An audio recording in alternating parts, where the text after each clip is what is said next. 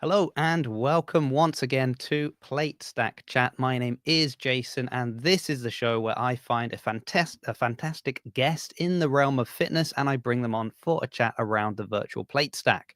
As always, we thank Strivey for supporting the show, and my guest might actually know something about them too. Speaking of guests, today's guest is a menagerie of Las Vegas-based fitness. An owner at Camp Rhino, a coach with the Underdogs Athletics, and sporting a scorpion when playing for the Las Vegas Venoms in the United Grid League. Please welcome Dakota Shackleton. What an intro. Best one I think I've ever gotten. Thank you. Yeah, well, you're welcome. What? This can't be a real name. What? His name? Dakota's name can't be real? Sounds too professional, like it's supposed to be on the back of a jersey. Or you're supposed to be discovering a country? I don't know. That's there is a relationship there, actually. Is there? There we go. I've probably done 72 different book reports on Sir Ernest Shackleton. Oh, really? What's the relation like? It's like great close, uncle, or is it? All right. Oh, yeah, bloodline. Yeah. It's not like a friend of a friend of a friend of my father's was somehow related. You're like, oh, okay. Robbing trains in the Old West. Also, his brother stole the Irish crown jewels. Oh, really? Well, they're not going to be happy about that. I know. So there's a couple of stories with that last name. Yeah, I mean mine. I'm actually I'm the last. You're the last.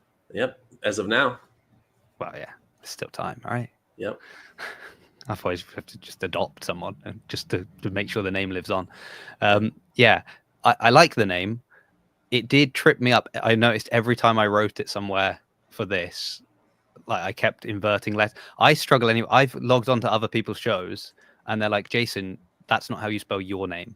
And I'm like, I've just, because when I type, sometimes I get carried away and then like the S and the O is switched around or something. With your name, I was like letter by letter having to check, have I typed this correctly? I have a few variations of my name out there that may or may not be spelled the wrong way.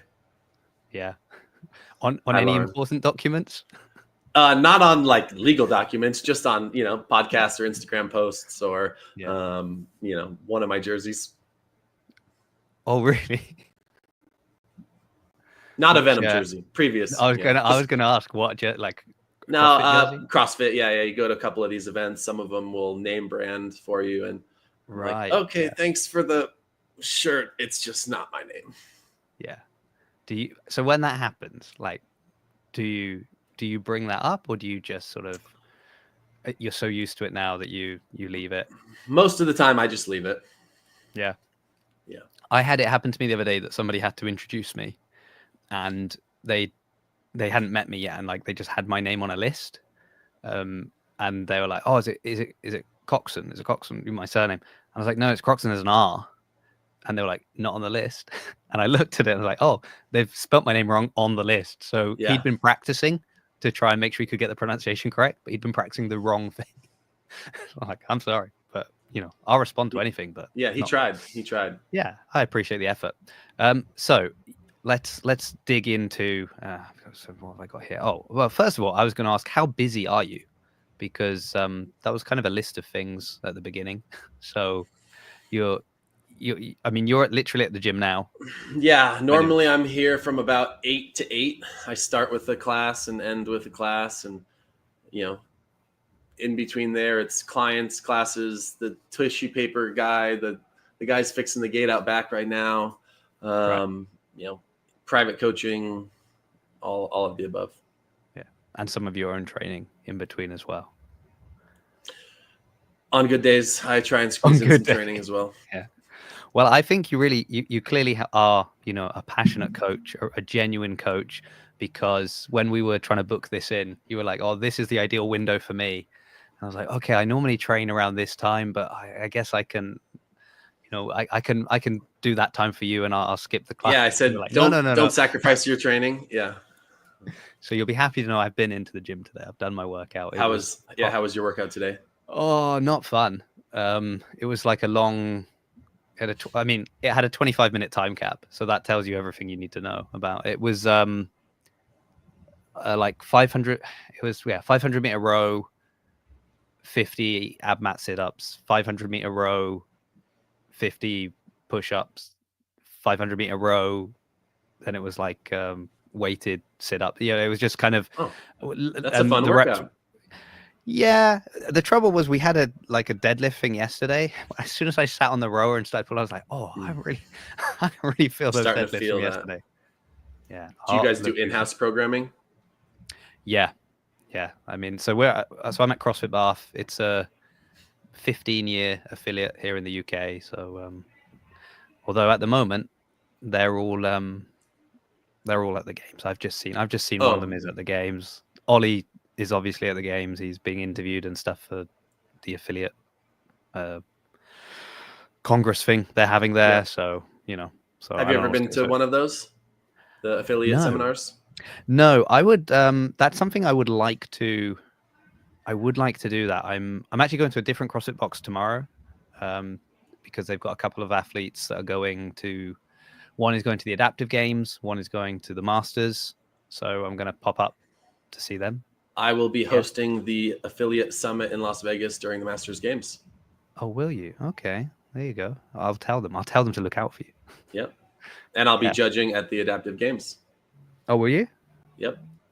How do you find that? Because I've gone to a lot of adaptive events recently in the last couple of years, and it's fascinating to see the different adaptions and the huge scope and variety of adaptions there are as well. Yeah, especially at the games, they really cover all of them.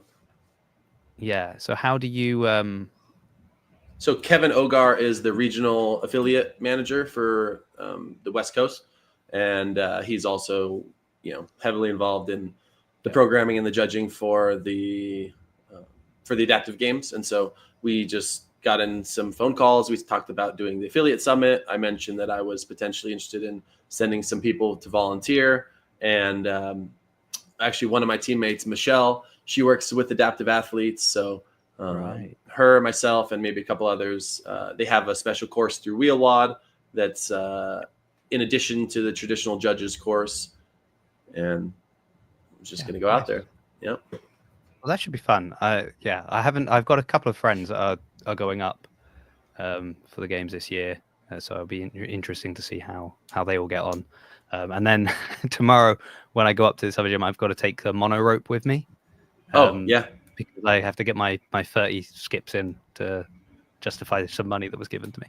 Okay. So, the mono rope is interesting. It's very tricky, but once you know how to get it started. I assume Katie's talking about you there, Dakota. I hope so. Yeah. Have you had a chance? Have a go on that? We should get it in. They should bring that into the grid. Cool. Part of me was thinking you were talking about Katie. You mean the mono rope? The mono rope, yes. Yes, I have.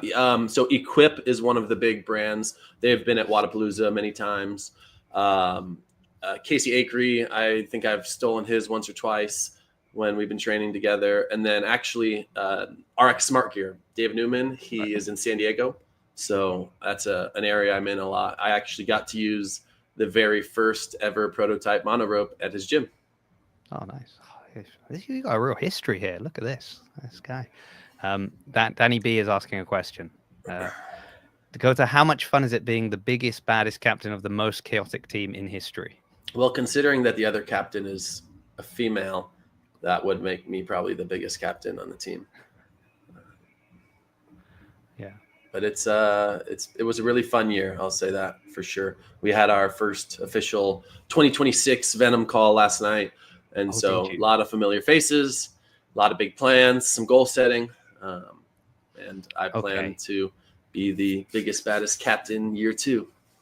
Really? Okay, this is good. So I've had some other questions. We're going to skip all of that for now. We'll come back to some of it. So when were you on Grid and Grind? That was before the final matches, right? That was in between. Yes. You'd done all the others. That was just before the last round of matches. Because, I mean, wow, look at this. Paul's here as well. He's joking.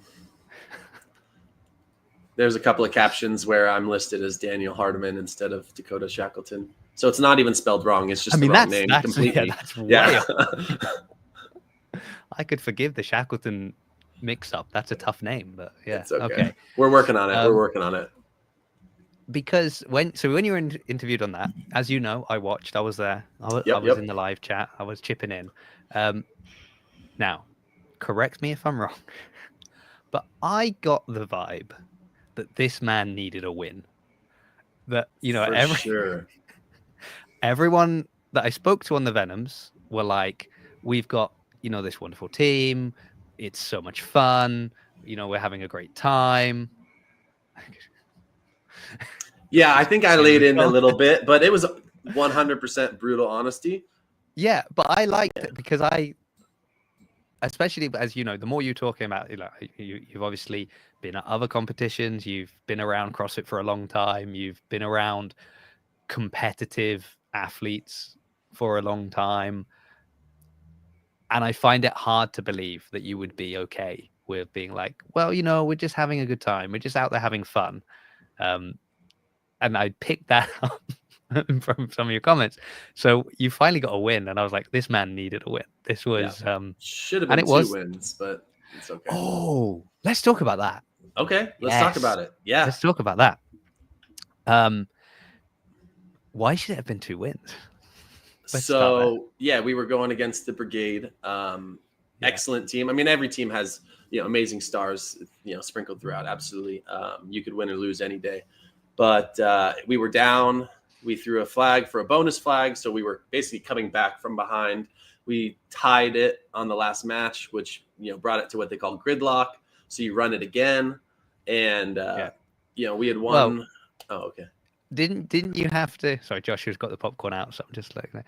Yeah. Didn't you even?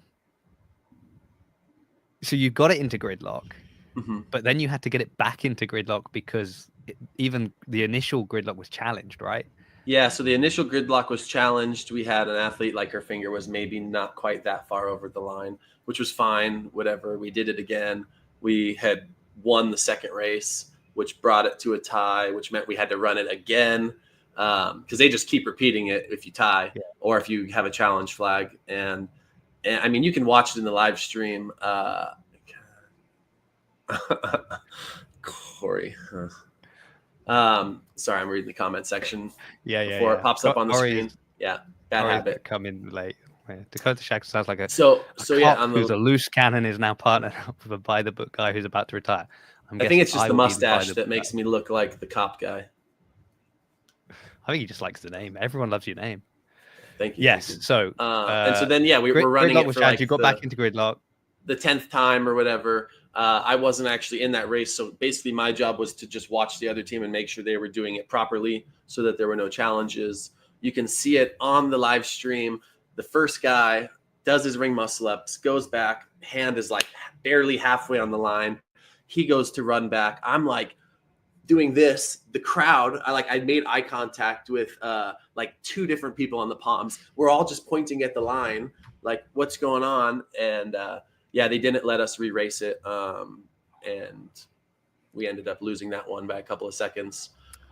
And so that was the end of the match there. And I always equate it to the game-winning field goal situation. Everybody's pissed off at the kicker, but there was the flag, the quarterback fumbled it, the guy threw the interception, you gave up 3 touchdowns. So, we put ourselves in that situation. And, unfortunately, it was just a situation that was blatantly obvious that it should have got called back. And run it again. And, we reran that race with the same people in every position, and they did some shifting around to try and, see if they could make it a better way, which is kind of a clear sign that they were feeling like they were struggling in some of those spots. So I think we could have reran that race 10 times and still made it, but it's okay. Now, do you want to know what's funny about that? That's not why I think you should have won the race. Oh, I think it was a different thing. Like I didn't know that. There was while you were busy watching their side of the field, there's a couple of lockout issues. Your side of the field. No, so it will have been because it was a girl, so it won't have been the rings because I think Alex did the rings. Yep. So it was either before or after they did their movement. It might have been the dumbbells. I can't remember now. Anyway, they went and did the 4-point touch. Mm-hmm. and they were halfway down the grid and they got called back Mm. because they said they hadn't done it. Which maybe someone in the chat, was talking to me about afterwards. And I'm at home watching it on the live stream, right? So I can quite easily just Click roll it back back and see. Yeah. and see, to me, looked like it was a 4-point touch. And I think the only reason that then this is where, because they'd already, the Palms had already finished the race. So when you guys were finishing up with the final, was it clusters or thrusters? I can't remember what it was now. Deadlifts. It was like, it was a slow jog in kind of thing. It was like, oh, well, so that lost. was the technicality. Yeah, it was that. Yeah, and then they couldn't. They determined, like, oh well, it that, wouldn't have made a difference. Yeah. Which is the biggest BS part of it. I understand, like, head down through to the finish line, you have to give it your effort the whole time. But if it appears that you've lost the race, it was Tori. Thank you, Joshua. Yeah. So Tori was the one that ended up getting called back. Yeah. But it's not her fault. She ran like the wind. So even when she got called back, so so she did everything right. She did the touch. She went back. She ran back again. Mm-hmm. So if we're pointing fingers to blame, it would be whoever finished off the race. But we won't point fingers at that person, especially if they're a rookie and it was their first match. We don't want to be mean. But but anyway, yes. But I didn't know about the other side as well. That's really interesting. So there's multiple reasons that you guys potentially could have won too. Ooh. Yeah, there's a grid video out there that shows a couple of ring lockouts that seemed a little sketchy that were also from that race. But it's easy to say this all after the fact when you're the one who lost, so it's okay. Yeah. Because and I always think you've got to be careful with these kind of things, because then, well, as if enough flags weren't thrown during. Right. No, and I mean you can repeat nearly every race. They call them grid reps. There's a lot of times where they just happen so fast, and so it's so easy to say, oh, his elbows weren't in the right spot, or it's okay. Yeah, I kind of feel like it's that leniency of, I know they're going to get some reps through that maybe they should have been no repped on. Yeah. Faulted. Should have been faulted on. But I also know that our team will probably have slipped through a few reps that potentially, could have been. You guys are going so fast. Like, it's going to happen. It happens, at CrossFit events when people are moving much slower. I think the stepping out of bounds things are actually more of a valid reason to be penalized or to run stuff back. I think, if you did 17 ring muscle ups and 2 of them were kind of shoulder behind the rings, but you still won. I mean, I do like the capacity argument there. I think, hey, if you stepped out of bounds, that's your fault. That's the number one rule. Stay on the grid. But it's easy to use that argument both directions. Yeah. And then flags start flying. And then we start running out of time. And then we start wondering whether there's enough time left in the venue for the next match. But it was a great weekend. It was very fun running 2 races in one weekend. That was what I did when I joined the Breakers last year in Las Vegas. And I think that's what they should do every single match. I think every match should be a doubleheader weekend. You play twice as many races. You get more bang for your buck as an athlete and as a spectator. And I think that it's very reasonable to expect 2 races out of an athlete. Oh, yeah, okay. Enjoying Corey's comment as well. Yeah, rule number 1. Yeah. You're right. But no, I think that would be awesome to see in the near or semi-near future is, with the travel requirements that it takes, run 2 races in one weekend every time. Yeah. Make for way more exciting of a weekend. If more teams are coming in, then potentially, no, that's not going to help at all. That would help some people, but not other people. There's more teams, even more time, isn't it? What about running 2 races on the same day? So that's going to be happening at the playoffs and championships. I think you're going to see a big difference, between some of the teams that have really comfortable depth in things like, guys that, 2 really good gymnasts on the male and female side. Guys that or teams that have basically everybody that can clear the bar. And so when you do the substitutions and the wild cards, I think when you do it same day, you have to have a little bit better ability to have that freedom and a good coach that's going to understand where to plug people. Yeah. How do you find the coaching side of grid?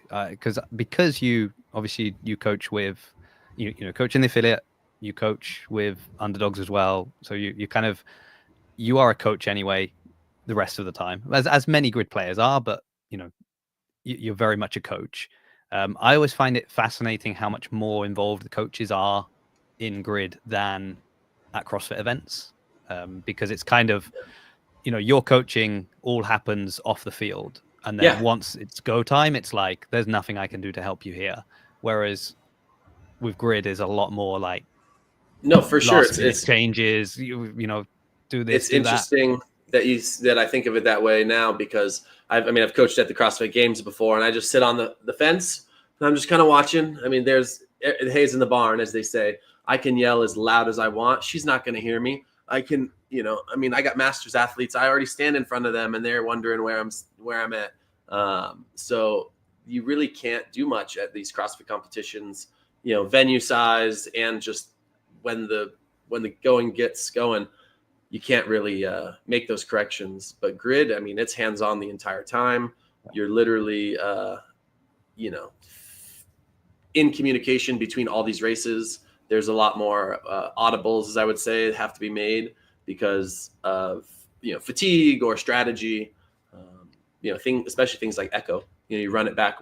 You run the race once. The coach is there watching everything. Trying to watch the other team, trying to watch the athletes, and then you can make adjustments and run the race with different athletes, essentially, or with different strategies. So the coaching is much more involved.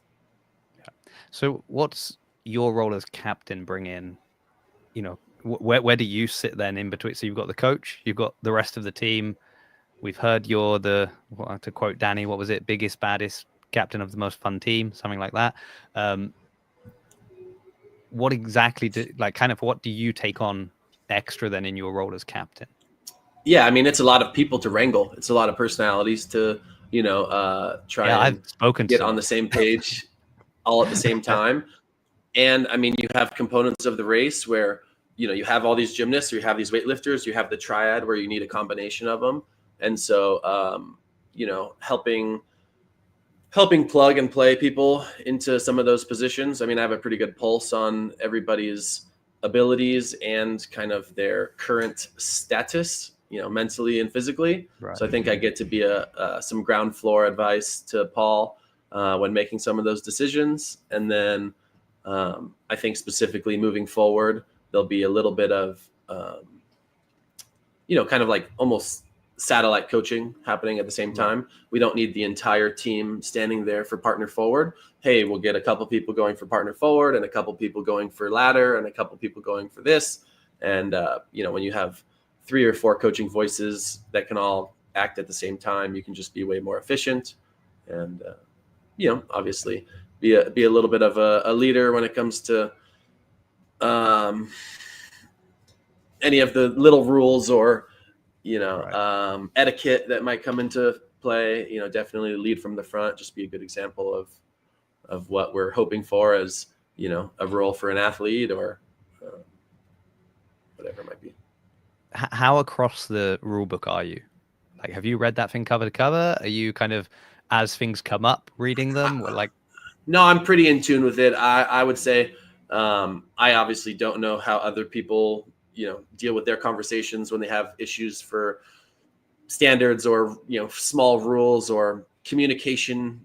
When it comes to that, I only know how I deal with it, which is typically I walk right up to someone like Mather, the head judge, and I say, hey, how come this is happening? The rule book says this.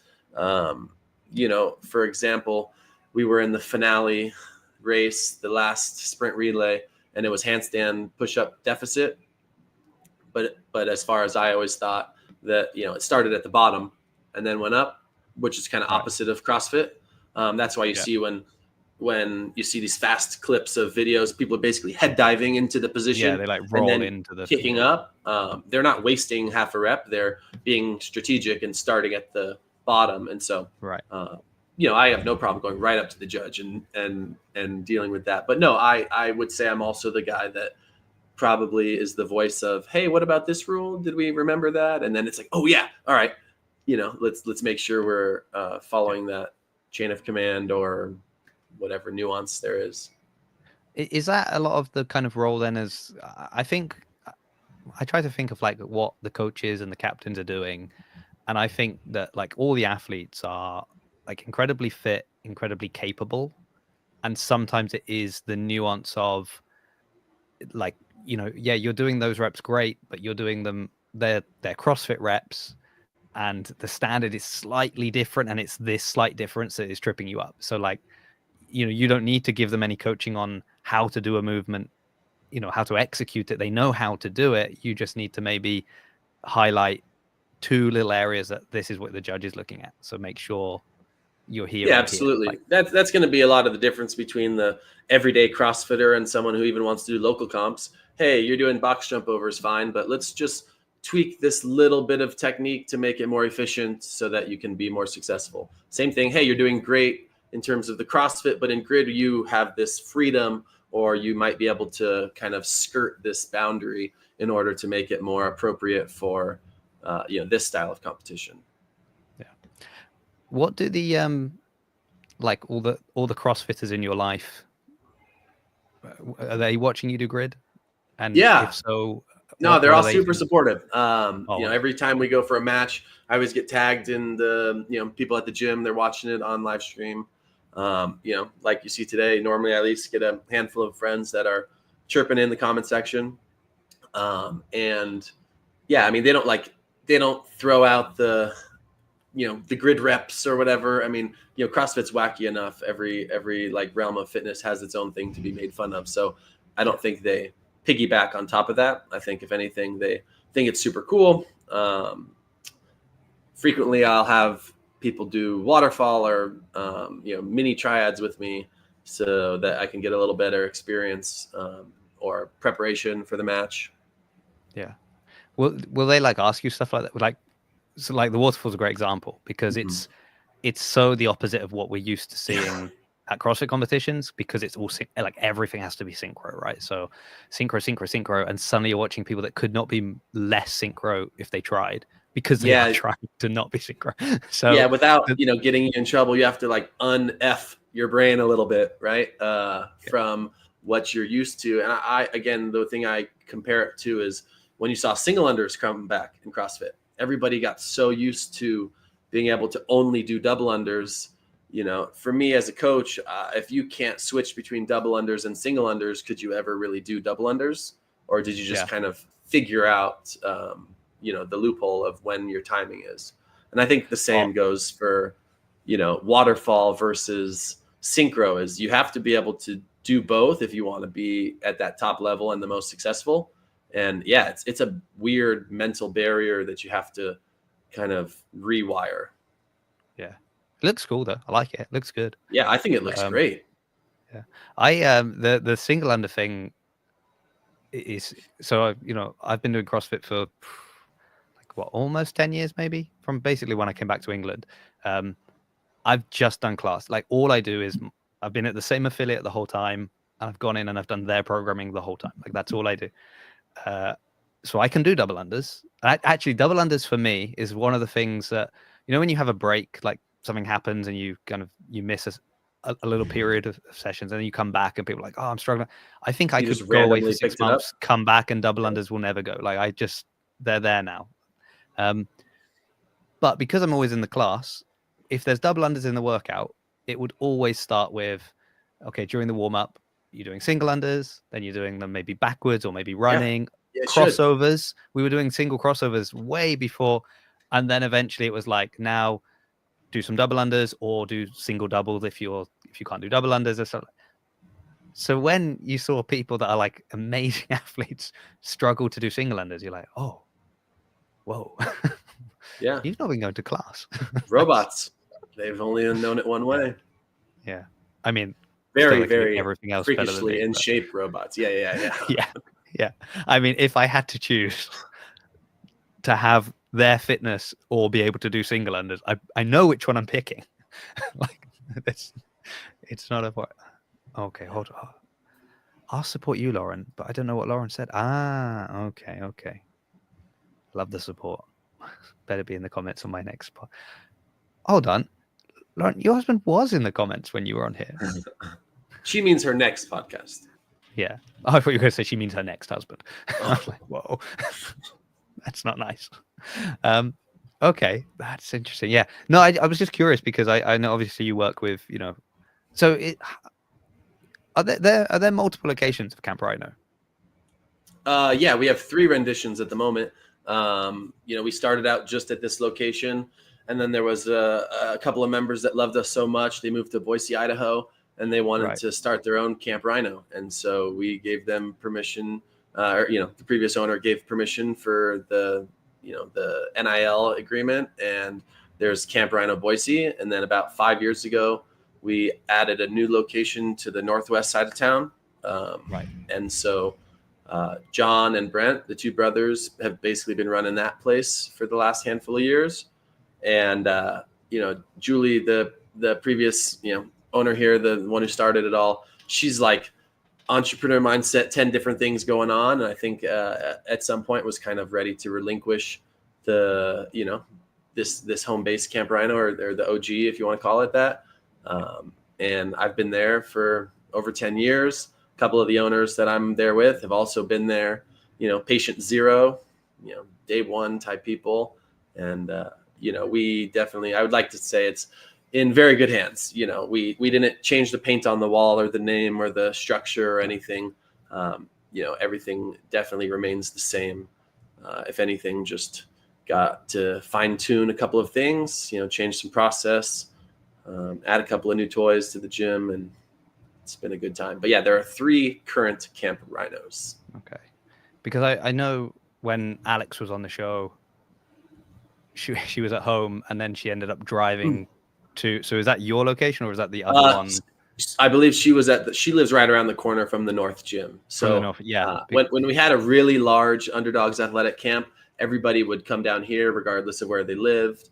Then, every year things change, Danielle and Bethany and them had gone first. And then, we had a large group go to Proven, at the end of last year. And then it was just kind of a small enough group where it made more sense for Alex to just go down the street to that gym. And so we have, a few of the athletes that train over at the North Gym, some that train over here. We have, I always say there's like full access for both. I mean, Alex is just as much as I claim her just as much as they do. I would hope, and I would like to think the same for our people here. It's all still, Rhino tough at the end of the day. Rhino tough. I like it. I mean, I do love the name. Whenever, I've got a little girl, 6 years old, so favorite animal question comes up a lot. Like, what's your favorite animal? So rhino's always been the answer. So now she's like, anything with a rhino, she'd be like, look, Dad, rhino, your favorite animal. So I'm like, great, thanks. So I do love that shirt. That is nice. Just trying to think if I can swing by Vegas. That's going to be... Yeah, if you can't swing by here, I'll send you one. Yeah, I'll send you one. Well, I mean, a small one for her. Yeah. Oh, yeah, of course. Yeah. And we'll just stretch it out. Yeah. Because I know Justin has also offered to cook me a steak if I ever make it to Vegas. So, I mean, Justin cooks a mean steak. Yeah. There's so many incentives to go. But it was the grid championships that was the thing that finally got me to America. So I heard. That's going to be fun.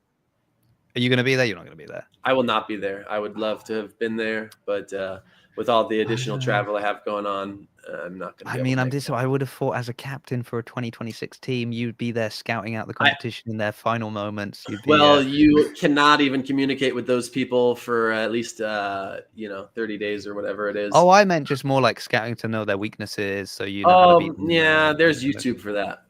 I can go back and just click it over and over and watch them go slower and slower and slower. No, I think I'll be at Backstreet Boys that weekend, actually. Oh, really? At the Sphere, yeah. I mean, you must have a lot of living in Vegas, like you get everyone, right? Like you get all the kind of big names coming through. Is that a good thing or is that a Oh, bad thing? it's a Because great thing. yeah, No. It's absolutely great. See random comedians or musicians or I mean, now we have sports teams that are growing into pretty good. I wouldn't necessarily call them dynasties yet, but pretty well respected programs. And yeah, I mean, I have my Golden Knights hockey season tickets. I'm going to go to the Las Vegas Aces basketball game this weekend. Backstreet Boys in a couple weeks. We got it all. Las Vegas is a great place to be at the moment. yeah. I just understand now why Paul like fell in love with it while he was over there and decided that you needed to have a team. Yeah. We went to the When We Were Young, music festival. That'll be coming back around soon.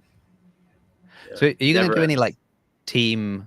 Because obviously one of the things with the grid is that it seems like a lot of teams that train virtually because they're in different places and it's hard for them to get together. But like, are you? I mean, especially as you've got Camp Rhino, are you like gonna put on a kind of team training at Camp Rhino? It's like Absolutely. guys We with a locked Vegas one. team. We locked one down last night. Oh, really? Yep. So at the beginning of the year, we'll have a players only camp come out in Las Vegas. Hopefully by then we've even solidified a few more athletes onto the team. And that's going to be definitely just probably one of our best opportunities to have in-person quality training together, doing those synchro or waterfall type movements. And then, the virtual is interesting, as good as you can be or as fine-tuned and as high quality as your internet is. At the end of the day, when you're doing the virtual practice, it's you have your headphones in and you're doing your cleans, and then you're kind of on the mic saying, all right, 14, 15, go. And then the next person goes, but there's lag, and it's as good as you can get until you're in person, but you have a major value having the in-person stuff. Yeah, I sorry, I just pull up Paul's comment there. Let's get Jason to Vegas player camp. This will be the new thing. Will be just let's get Jason to ... We'll just see where I can go. So that could be a whole series. Could be a whole series. Yeah, expensive series. Hey, sponsored by Strivey. We'll get Alex Kazan, Underdogs Athletics, Justin Kotler, everything, and the Las Vegas Venom in one weekend. Yeah, there you go. Okay, Strivey, if you're listening, let's make that. They're like, we already give you too much. I was like, okay, sorry. Yeah, I think I see the virtual training. And again, not an athlete, not a coach, not anything, just a curious person. But I see the virtual training, and I just think when I look at grid, when I watch grid, and I watch I want to say mistake. I go back to my thing of like everybody's incredibly fit, everybody's very good at what they do. What change? Like, what is it that makes you win a race versus the other person who is also on a team full of athletes that are all very fit, very capable, very good?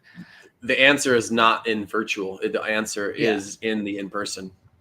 It's things like the mirror, like, how are you transitioning that barbell from one person to another?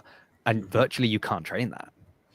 Or also the triads. I mean, actually triads, because it's not synchro, I guess you've got that kind of wiggle room, right? Of like, well, how we do with the triads, you'll do something like, you'll get a weekly responsibility. So your assignment for the week is you're going to go do your 10 devil's press as fast as you can, run forward, do your 15 box jump overs, and then a 20-foot shuttle run with a 20-second rest, and then you go and do your rope climbs. So it simulates it as close as you can. But the things that I'm talking about would be more, the mirror, how to transfer and carry the barbell. The timing for jumping into the gymnastics movements when you're trying to waterfall double touches, there is absolutely zero opportunity to do that virtual. It has to be done in person. And even if you're using like a training partner like I have out here in the gym, that's okay, but it's a different timing when I have to go to Texas and do it with Tori. It's, they're not the same person, so the timing's different. So it's almost not helpful in that regard. Yeah. Do you think you can start to like ingrain bad habits because you learn the other person's rhythm so almost, yeah. If you're thinking, okay, as soon as her hands touch the bar, that's when I'm going to jump in, and now it's okay. Now I have to wait for her chest to pass through, and then this person, I mean, everybody's timing is just different. So Yeah, yeah, you this person could has like potentially a ingrain descent, but bad they're habits. really fast whipping up, whereas that other person, it's kind of a uniform speed Yeah. up and down, and yeah, okay. But again, single unders, double unders, crossovers, if you can do There you all go. of the timing, it will only improve you as an athlete, I would imagine. Yeah, that'll be the first thing on the next call. I was like, guys, I've got a new mantra for you: single unders, double unders, crossovers. I What wish are they you did talking more about? jump rope. That's my favorite. That was part of the biggest disappointment this year was not getting to do the triple under ringer because I had to do the other ones instead. All right, because of the other, yeah, because the triple unders showed up twice, right? They showed up They as a were, ringer, yep, and they showed up also in a race. correct. They were in a sprint relay, right? Yep. Yeah. Okay. Not enough triple unders, but may I add, but they were in there. Yeah. As in not enough times showing up or not enough reps? Not enough volume. Right. Okay. And honestly, kind of across the board for a lot of these movements, when you watch things like the burpee backflips, awesome race. I mean, one of the, the most electric when you just get one person versus one person, you run out there and it literally is who can just go faster in that small time domain. But man, if you did 5 reps instead of 3 reps, and a lot of those different races, you just add a couple reps. I think you see more exciting races. Yeah. People are just getting too good at the end of the day. Yeah. And at times it's one thing, like if it's 3 reps, it's generally who hit the floor first, because there's just no, like that. Even if you're, especially with something like a backflip, like how much faster can your backflip be than another person's, like marginally, right? So even if I've got a faster backflip than you, but you hit the floor before me because you sprint there, you're faster in the sprint. Like the time, that minuscule time of rotation that I can make up the thing, it's not enough to catch you and then finish the race. So it's sort of, it's over before it's begun. Like sometimes I was gonna say sprint relay, it's ringer. So it's sometimes the ringer, it does feel like the sprint is a decider at times almost as much as the actual movement. So let's okay, well, I feel bad. Mava put out that video talking about things people comment on within grid about if the weights should be heavier or stuff like this, and I was like, is some of this because of me? Some of my curiosity with people. Some of my curiosity with the weights are just like, why do you want to make it harder on the equipment staff when they're loading up the bar and they got to do a 15 on the inside and a 35 on the outside and then a 5 and then just make it 185 instead of 175. Right. Yeah. Those are my big questions. I'm like, what's going on with that? Coming from the not doesn't even matter from the CrossFit world, just from events or event staff or behind the scenes. The event staff on grid is amazing, but there's certain things make it easier. Just do 315. Why you gotta do 310? Yeah.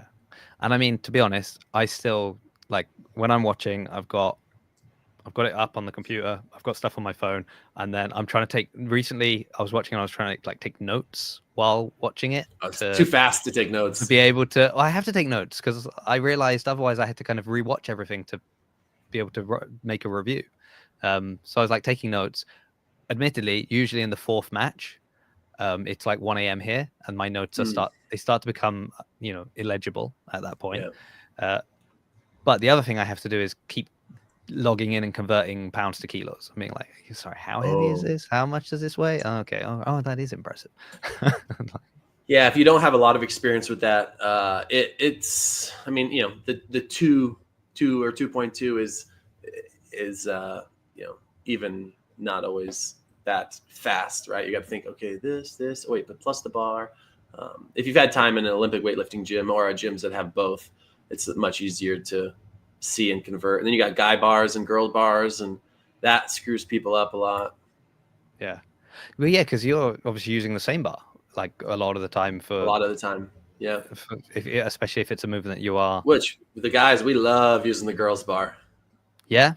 Yeah, it's a little bit thinner in diameter, and so it creates a little bit more of the oscillation, a little more whip. So you see the guys that can move the bar really, really fast. A lot of times, it's just understanding timing and where to place the bar to gain that momentum. Do you find yourself training on your own now in the gym and being like, I'm going to pull out the women's bar and load that up because I know when I actually compete, no. maybe that's the bar I'm going to be using. I wouldn't say no 100%. I mean, just like when I Would you prefer make sure the gym is empty before you do that? No, because I pull out short bars when I'm training for, Okay. Wadapalooza or NorCal Classic, because I know those might come up in competition. I'll pull out the Yeah. axle bar or the beaded Yeah. rope if I know that I might see a different implement. So I do the same thing with grid. Okay. Yeah. The only time I've sort of thought, oh, I should have used the ladies bar was like when we've had things that were kind of lightweight reps that you needed to, in a WOD, you needed to do like a lot of reps. And of course, if you were using like the men's bar, we had thin plates on, we couldn't drop Oh the yeah, bar. And then I was like, oh, if I'd just taken the the ladies bar, women's I could have bar put you could like use the 10 kilos on and then I can drop the bar. yeah. I wouldn't have had to control it down every time. Oh, what am I doing? Making my life miserable. So, Yeah, there you those go. are the little things when the qualifiers come around, especially when you have, 5, 10, 15 athletes that are all doing qualifiers. Yeah, I've reread those rules plenty of times and know all the little tweaks and, throwing the 1 pound plates on the inside for everything that's ever been for weight exercise.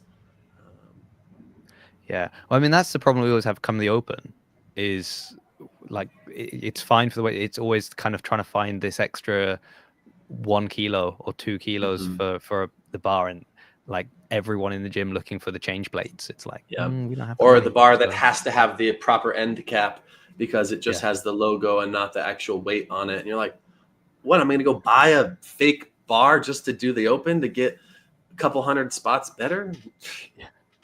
Oh, I mean, my open score is so low. The idea that I would cheat to try and got it is yeah. But hey, maybe next year. If you suddenly see me shoot up the leaderboard, you'll know what's happened. But it's not worth it. As a Masters athlete in what I deem to be the worst Masters like catchment possible, it's not worth it because when I look at my Masters category and I see names like Rich Froning and Scott Panchek, I think I when you listen to people who are like, oh, I'm going to train really hard now, and then when I'm a Masters athlete, that's when I'm going to make it to the games. I'm That's what thinking, I know. I'm still in that, mindset where I'm like, hey, I'm going to go to the games one year. If it's when I'm 47, it's going to happen eventually. yeah. Whereas my Masters category is all the people that were at the games, at the actual games. We have And I'm like, we have they still probably go to the Masters category. we have a Masters athlete that's going to be at the games here in your age group in a couple weeks. Yeah, Mitch McClune. Mitch McClune. Ah, okay. Carrie Pierce's boyfriend, well, husband and father of a child. Oh, right. But, Yeah. How's Carrie doing? I haven't seen her pop up much. It's been a while since I've crossed paths with her. Mostly just word of mouth or Instagram at the moment. But it seems like she's smiling and happy with a growing family, at least via Instagram. Yeah. Okay. Thank God I'm 40 in August. Yeah. Gesture. The nice thing about speaking with grid athletes is they're either the same age as me or a little bit older than me. Some of them. Yeah. Whereas, I think I caught either your podcast with Danny or one of the others talking about our team's age. We're all adults for sure. Yeah, but because I talk with CrossFit, it's like you talk with CrossFit athletes, and I realize how young everyone is, and you're like, oh man, I feel old all the time. So it's quite. I got some 17-year-olds out in the gym right now, and they're so strong now. It's not even funny. They're so good. Or if they're not strong, it's because they're running twice as fast as you, and they're just not strong enough yet. Yeah, I had there's a girl in the UK, Kyra, who has been, I think she won her teen division at the games last year and maybe the year before. And I think last year she won her division at the games.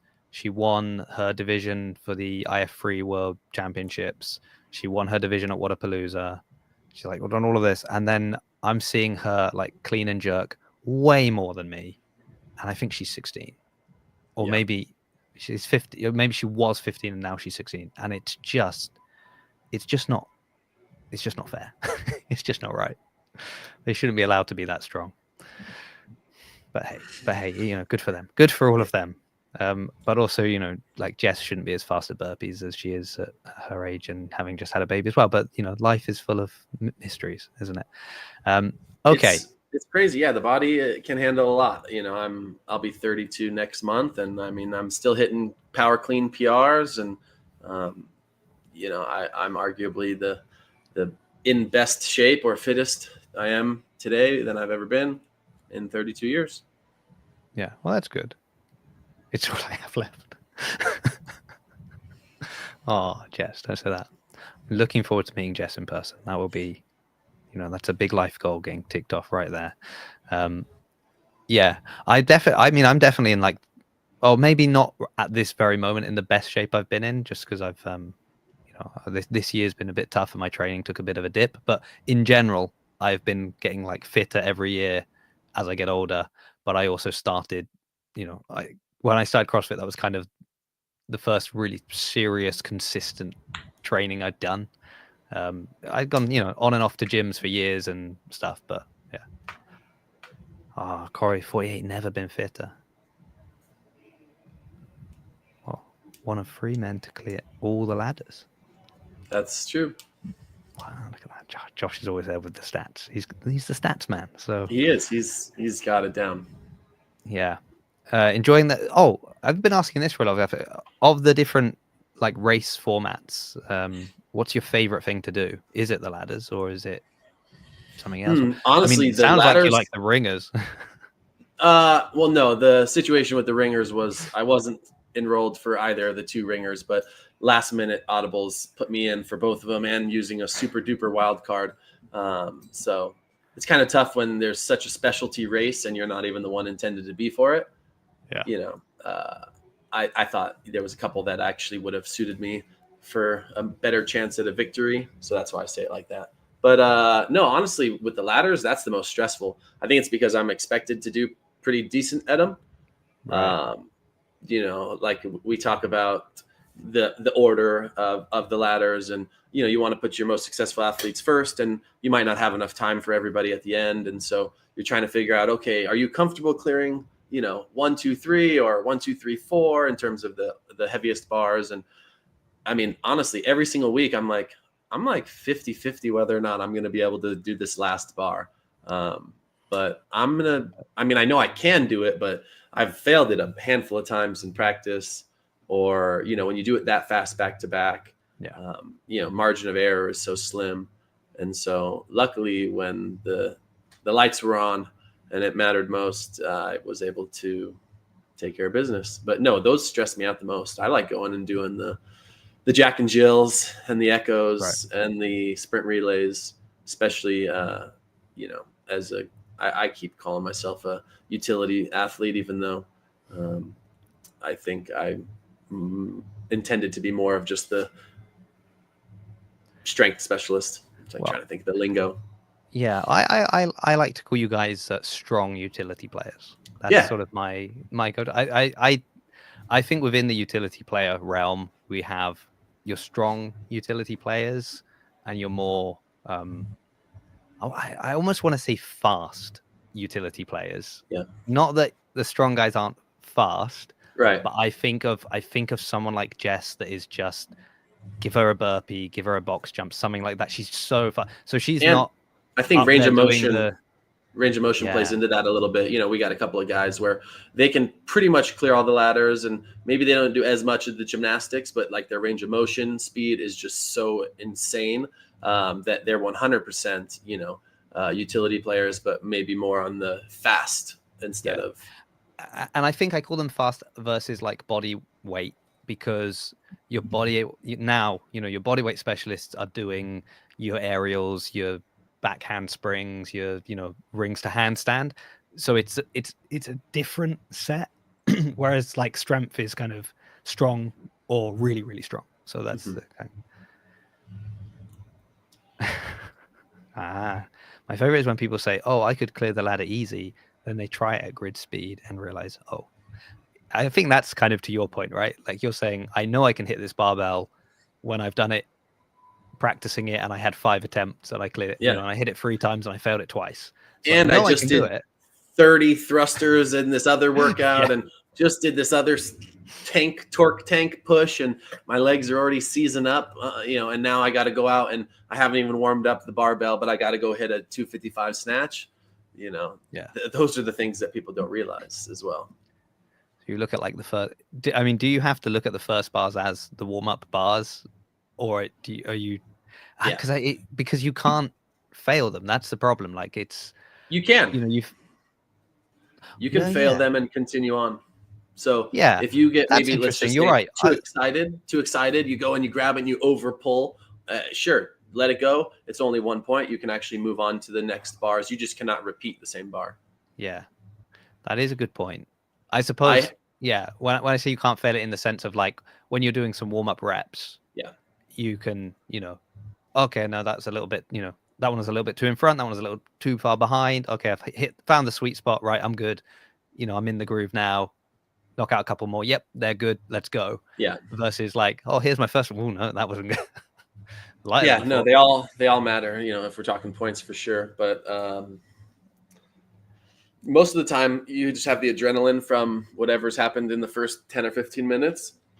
You go out there, they lay out the bars, you practice maybe bar 1, bar 2, and you're like, all right, let's do it. Good to go. Yeah. It's interesting because you're saying like about how stressful it is, kind of, especially because people assume you're going to make it. Now, you've talked also about the things that have gone on before.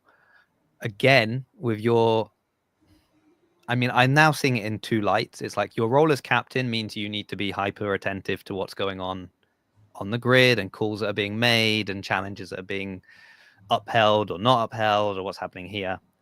And then, you've got your athlete persona, which is, like, hey, I'm here to compete. I'm here to win. I'm here to, it's fun, but we're here for a purpose.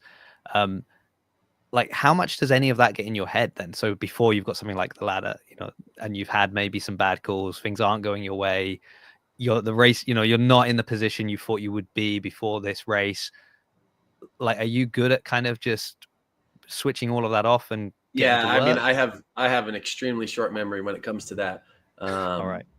And that's something like in Olympic weightlifting, I've even been told, like, you have your thought box and your go box, right? Your thought box is behind the bar. It's things like, okay, I got to make sure whatever your mental cue is for arm tension or, chest position. And then once you step into that box, it's time to go. You can't think about those things. So, in between the races, when everybody's all huddled up and the judges are trying to deliberate, I'm out there and I'm, trying to peek my head in, and I'm trying to get involved and see what's happening. But the second they decide on that final ruling, it's okay. What's up next? Okay. I have no issue with that. I know it's easier said than done as well, because people get emotionally invested in it. It's as personal as it gets. It's your abilities, and if they, deem your especially ability, if it's your reps that have been challenged or your move, or somehow you were involved in what's been challenged, or especially when, because often challenges seem to result in similar finishes anyway, in most of the time. Yeah. But when it changes, that can be, that's a hard pill to swallow, right? Like, momentum shifts happen in all sports. It was your fault. Yeah.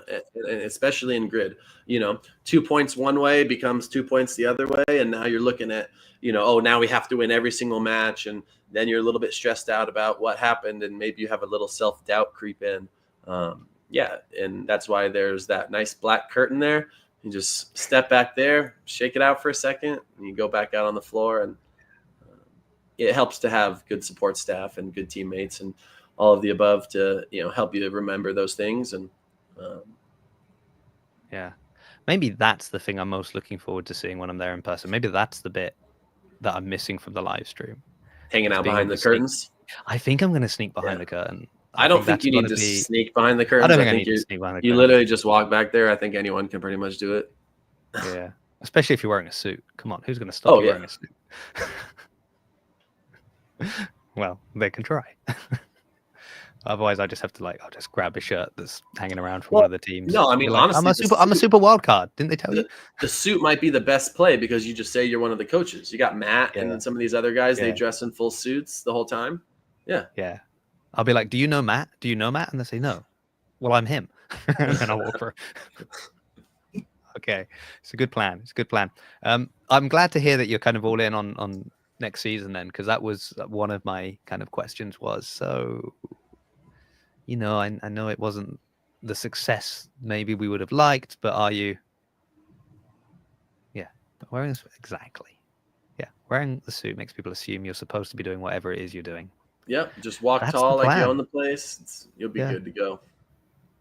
Yeah. Well, I was at an event in Luxembourg and I was wearing the suit, and then the next day after it was a weekend long event. So on the Monday I went to one of the affiliates, and one of the guys there saw me and he said, "Oh, I saw you at the event and I assumed you must be doing something. Like you must be there for a reason because of the way you dress." I was like, then it's working. Then it's working. So yes, I'm not looking forward to wearing it in Florida weather. I'll give you that. It's inside though. It's nice. It's all climate controlled. It makes the competition actually, aspect that much nicer. When you're going, especially to the East Coast, you don't have to worry about the weather. You don't have to worry about the conditions. It's all controlled environment. Yeah, that's a good point actually. Obviously, that's one of the things that I quite like as a spectator and I find easy to follow with grid is the uniformity, the fact that the grid is the grid. It's always the same grid. Doesn't matter where the match is being held, but it's set up the same way. Yeah. Versus different events I'll go to, within CrossFit or AFEX or things like that, and it's like, oh, well, because we're in this location, this is the facility we've got, and the setup's a bit like this, and then we're doing this one out here, and it's a bit like that. And then you have the, and we're doing a run outside, and you're like, oh, right. Okay, or now we have 2 stages, and one's way over here, and yeah, that's You've been there before, huh? Yeah. And the problem is, I'm very much because I'm on my own, media wise, I cannot be on 3 different fields at the same time. It's impossible. Yeah. And I found myself at times walking to be like, I didn't really get any of the guys over there. And while I'm walking towards the other field, they're all going to the. Well, no, people I know will be walking past me on their way to another one, and they'll be like, "Oh, but we're going over to," and I'm like, I don't want to upset you and not go and see what you're doing and kind of cover your team. I also haven't been over there yet. So yeah. We've talked about that when it comes to the media too. The grid in terms of covering, photos or videos. I mean, it's the same match over and over. They know exactly what's going to happen. It's all laid out. And for the most part, you can kind of just prop up in 1 or 2 spots. I think that's why the live streams are so good. They have those fixed positions, and they know exactly what's happening. And the visual is really easy to digest.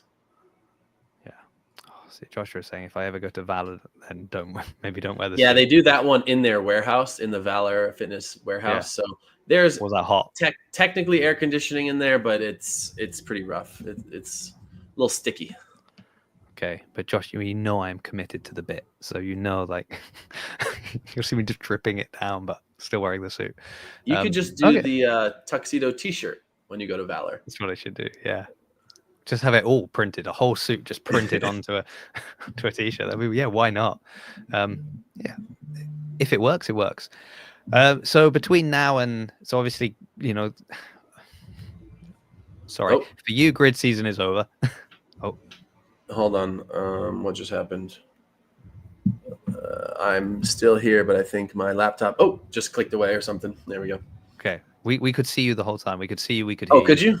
Yeah. Oh, okay. My screen going. What happened? The Apple nowadays, it's my phone and my watch and my laptop are all the same. So when one text, everything all of a sudden. So all right, sorry.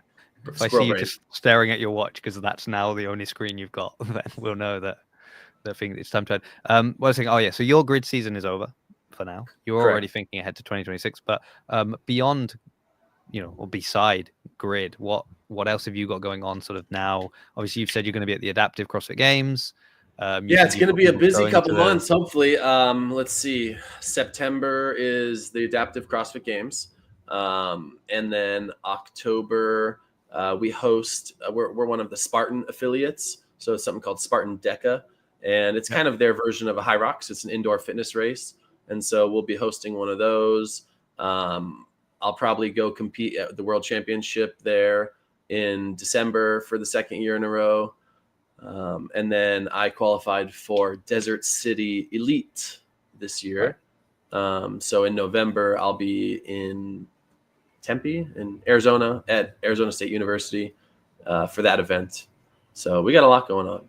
Yeah. Oh, and then that same week that the Adaptive CrossFit Games is happening in September, we're going to host a Grid 6 at the convention as well. So Paul's going to come out. He's going to be speaking, doing like a grid seminar. And I believe we're doing a Grid 6 event, which is basically a smaller, more condensed grid. Yeah, I would say more so in line with the people that do local competitions for CrossFit. You know, a smaller scale, 3 guys, 3 girls, similar format, but more like mortal weights. You know, if there's like RX plus, this would be like just regular RX. Okay. But will you also have your eyes open there and be like, well, just in case anybody shows up that is... I always got my eyes open. I'm on Instagram looking at the 16-year-olds doing the weightlifting. You know, every time I compete at the NorCal or the Desert City, I'm already looking at the leaderboard and seeing like, okay, maybe they aren't going to make it for a semifinals as an individual, which means maybe they're looking for something else. Yeah. So I've already been doing that the last year or two. And is that because you can, I guess they might not make it to a semi-final because they don't have that top end strength that they need. But I don't need that top end strength from them. I need something else. Or I do the opposite. I look at the one event that had the weightlifting, and maybe they weren't so good at the burpees and the rowing, but I'll just go to workout number 3. I'll see the max snatch, and I'll hit up those top couple guys and be like, hey, I noticed you're not really good at burpees and rowing. You want to come and just only snatch? I got something for you. Yeah. It's that joke that we make like in the class, right? When you look at a workout on the board and you're with somebody else who's like your polar opposite athlete, and you're like going, hey mate, how about you get the barbell and I'll do the burpees and we smash this thing? And you're just like, yeah, you can do that. That's what we're doing. And that's grid. You got this little guy who's just like, I'm going to do backflips. You want to lift the heavy stuff? We're best friends, you know? Yeah. Yeah. Oh, what's just saying here? So she'll be at in December. You go to the Red Mountain things, a crazy vortex that makes you climb and hang off cliffs with 0 fails. Well, if you want to go to, how are you with heights? I'm okay. Yeah. Oh, yeah. I mean, I've done some rock climbing out here in Red Rocks. I've done even like some lead climbing. Yeah. Top rope. No, not top rope. Lead climbing, where the rope's like below you and you're climbing and hooking yourself in. Right. And that's pretty terrifying, but I'm still able to function. I know some people get a little more paralyzed with the fear. I'm very aware of the fact that if I fall, I'm going to hurt myself, but I can hold it together. But you're like, I've built up enough muscle over the years that I'll be all right.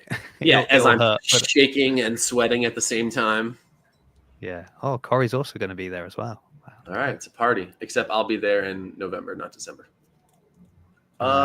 December is Legends in Tempe at ASU. I actually might be there also coaching. Yeah. Oh, coaching. All right. Okay. I'm not a master's athlete yet. Give me a couple years. I will make. I forgot you're just a young pup. I know. Yeah. I still got a couple more years. I will debut my Legends my Legends career at the Legends Championship for sure in a couple years when I'm old enough. I love the idea that you're training for that. You're just like you'll do like a Matt Fraser. We won't see any of your training. It's all like hidden away, and then you'll just come out and destroy the Legends. Like, that would be great. Be like, we should have known. We should have known. And the only people that will know are people that have been watching you do grid. Yeah. Like, I knew he'd be good at this. You should see him on the grid. Okay. Oh, Jess. She's like, oh, you still got those young body parts. I had knee surgery 15 years ago. Oh, really? Yeah. How did that happen? I mean, I was a lifelong athlete, but I did football, American football. And I tore my ACL when I was a freshman in high school. That was pretty rough. I was thinking I was never going to play sports again. Look at me now. Look at you now, yeah. Did you ever play football again? Yeah, I played college football. Oh, so it didn't. Oh yeah, I remember you talking about that with Daniel. Yeah, Yeah. so it really didn't stop you then. Wow. Nope. I just can't do a pistol squat on my right side. So Oh, fingers crossed every time. And that's my favorite part about grid. You know what's coming. I told them at the beginning of the year, no pistol squats, no backflips, which maybe one day I'll do backflips, but I don't think pistol squats will ever happen on the right side. But yeah, the stress of going to a CrossFit competition and not knowing what the workout is until the day before, just right. hoping they don't choose dumbbell overhead squats or pistol squats. Otherwise, Yeah. your whole weekend is ruined. I must And I say. guess knowing that, yeah, not only do you know it in advance, but you also know that you like it's going to be really weird if you do need to be in the situation where you're doing one of those movements, because theoretically there should be someone else that can do it. Like there Right. should be people on your team that like, and that's how you build a team, right? It's like your strengths offset other people's weaknesses. That's the whole kind of Yep. the whole guy. I did pistol thrusters yesterday. Red Ooh, light they have therapy on those. repeat. They have those in grid. One arm dumbbell Yeah. pistol thrusters with like 70-pound dumbbells. It's pretty wild. Yeah. Before you started that, like, let's just wrap up with this then. So before, because so you're saying this wasn't your first year doing grid. You were Correct. sitting on the breakers last year. Yep. And it wasn't Yeah. for the full season. You know, they had the weather issues while In people were trying Vegas. to Of course, travel you're in to Vegas. Vegas. Yes. Yep. Yeah, so I already knew a handful of people on grid, and I think they just sent out a league-wide email. Hey, if you know any fit people in the Las Vegas or West Coast area, and so I think was it Jess or Cody? One of them had reached out to me, and I was like, yeah, I'll check it out, and played 2 matches with them. It was a great time. But before that, because obviously grid's been around a long time in various iterations and formats, and now we have what it is now. But was it something that you'd, especially I guess working with Justin as well, you know, he's got that background in grid. Was it something you were familiar with? And if you were familiar with it, I was what was your definitely opinion on it before doing it? I was definitely familiar with it. Like I said, Justin was one of the old coaches. I do more so remember it being like, I hate to call it like a pony show or whatever, but I remember it being, just like the American Gladiators. It was just these, superstar athletes that were lifting the heaviest and doing the this and doing the that. So I didn't necessarily think it was something that was really in the cards from my previous memory. But definitely over the last couple of years, I think their social media presence has been really good. So you see a lot of these little clips happening. And then after meeting a handful of people through CrossFit that did grid, I kind of got a better understanding of it. So I actually kind of had my eye on it already, in like 21, 22, checking out the grid trials and seeing if maybe that was something that could happen. But like, I think the fact that it was predominantly based in the East Coast, I wrote it off a little bit. It's like, oh, well, I don't live out there. I don't think that could happen. And then when the Vegas show happened, I had that realization like, oh, this could happen. You don't even have to live in Florida to be on the Florida team.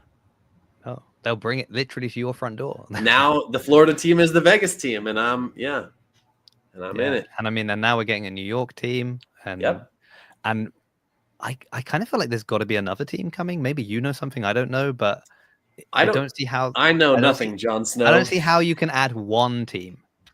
That doesn't work. You can add 2 teams, or you can add one team and remove one team. I think, so that's what happened last year, right? We lost the Wild, but we gained the Bandits. And well, we still got the Wild. No, the Aces and the Lions merged, didn't they? Yeah. Sorry. Aces, not the Wild. Just got eyes here. Eyeballs. Yeah. No. I don't. I'm just speculating just as much as the next person. But you're telling me that the Venoms are not going anywhere, so we know that they're no. We're not going. We're not going. I mean, for grid to really blow up and expand, they have to tap into the West Coast at some point. So I would love to see one of the next, the next couple teams, come from an area like San Diego or LA. I think that Okay. would be a really good opportunity. I mean, CrossFit's foundation is really from that area. And, as you've seen from when they did regionals in the past, that's the most competitive region in the world up until, very recently. And so there's a lot of good athletes in a very small area, a lot of Yeah. opportunity. Have you got a name for the LA team? Um, You know the geography of America. Maybe you know the kind of yeah, I mean, what they'd be. technically there's already the Anaheim Angels, so they wouldn't be the Los Angeles Angels. I love Like the could Stay be. Classy San Diego. If you could work Yeah. in some kind of Ron Burgundy San Diego, like, Yeah. I mean, is there but any? I guess you can pick it whatever name you want, right? There's no like. yeah, no, it doesn't have to be regional. Absolutely. There's not. So you could literally be the San Diego Channel 4 news team. There you go. I mean, I love the lineage from Santa Cruz. They're the Santa Cruz Banana Slugs. They let the college students pick the name, and they did that Yeah. as a joke. But then it ended up being the university mascot. There you go. Yeah. But yeah, you could do anything. I mean, the old one, it was the San Francisco Fire. So it wasn't even like it was an element, Yeah. not a thing. What was Miami? Was it You're talking about the Miami Freaks? Heat? Oh yeah, Freaks. Yeah, The Super Freaks. Freaks. Yeah. Yeah. Yeah. Okay. So So you can yeah, get as crazy as you want. all right. Let's start building this. Yeah. Corey, get on But it. if you put a team in San Diego, that would just make sure you don't take any of my SoCal guys. Yeah. Okay. Yeah, I love that. I mean, that would be okay, the Miami cocaine dealers. Okay. All right. Relax. Yeah, I think that would be the next like craziest step I could take. Like number one is being this heavily invested in grid already and living in the UK. Then starting like a team in San Diego while still living in the UK would probably be the next like. Yeah, I just farm everything out to Corey. I mean, Corey, sort it out for me, mate. Just go. Well, except the team name. Yeah, yeah. Like, come up with some team names, send them to me. Yeah. I'll have a look at them. I'll veto a couple, and if there's anything, hey, we could be the Rhinos. I was Take the Rhinos. The Rhinos is empty. I was just looking at my stickers. I was telling you I have this Venom sticker, and right next to it I have a Rhino sticker. And I was thinking to myself, we have Camp Rhino, we have Spearmint Rhino, the strip club. We could have the something Rhinos. Also, Okay, that sounds like the next meeting that you and Paul are having is Paul. How attached are you to the name of Venoms? Yeah. Well, no. I want to keep the Venom, and then someone else can make the Rhinos. Okay. I see. Honestly, Rhinos would make a great. That would make a great mascot. They could wear gray. I think a gray uniform would look pretty cool. I think everybody wants to actually veto the gray and get black shorts. So if you can start putting that into the universe. Black shorts. Okay. Yeah. Yeah. That's. Oh, but how will we see the hip crease? How will we see? Yeah. Are we worried about hip crease anyway? If you're standing by the black curtain, you'll disappear. That's the other fear. Yeah, I have heard. I've heard the shorts talk come up before, so that's it'll never happen. Which part will never happen? The coke dealers or the black shorts? I think the black shorts. Yeah. It's a media thing. Yeah. I'm fine with the gray shorts. Personally, I have no issue with them. And I'm media. I'm just voicing my opinion to help the small man, or the little guy on my team. You know what I mean? Yeah, the little guy on your team. Oh, that's nice. Okay, well I know. Shorts coke dealers. Yeah. Okay, there we go. Right, that it took an interesting detour at the end. I wasn't ready for, but great. Wonderful. Glad we had that. You have to be ready for everything, though, right? The Miami Scarface. Here we go. He's gonna just Corey has found got...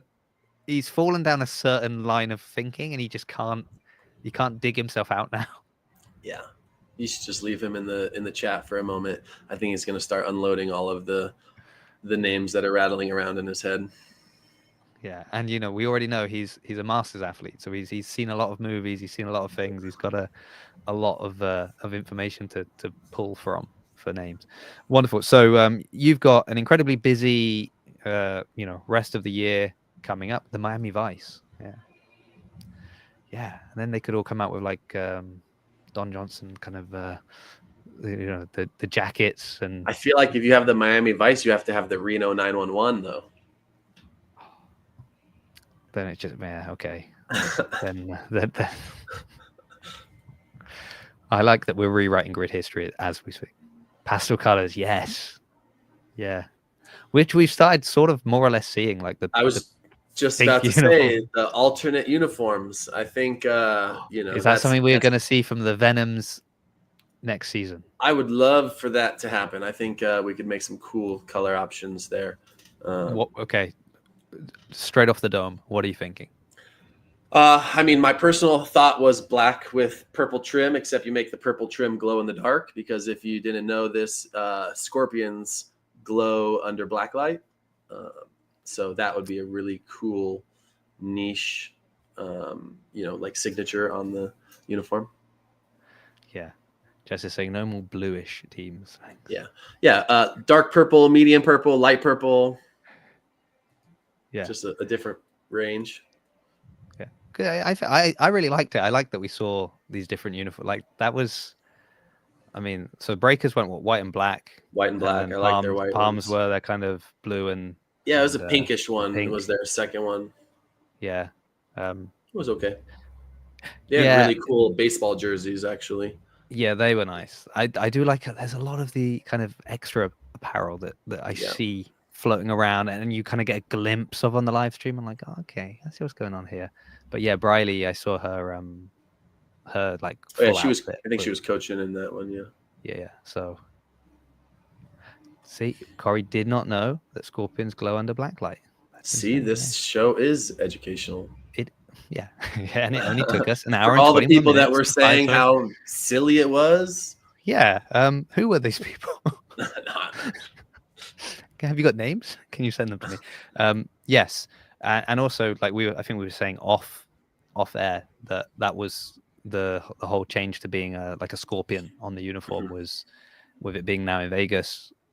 You got a lot of scorpions out there. Yeah, we got a lot of scorpions. Yeah. Corey learned so much today. I mean, yeah. See, I know that's kind of. Is this true? I know there were some teams that had some cool stuff, different like apparel or like the hats and the shirts and certain things. So we had a couple this year as well, but I think we'll really try and make for a push on that. It just honestly it makes it more enjoyable for the athletes, and when you go out there and you see someone wearing the jersey or the hat, it like makes you feel a little special, a little warm inside.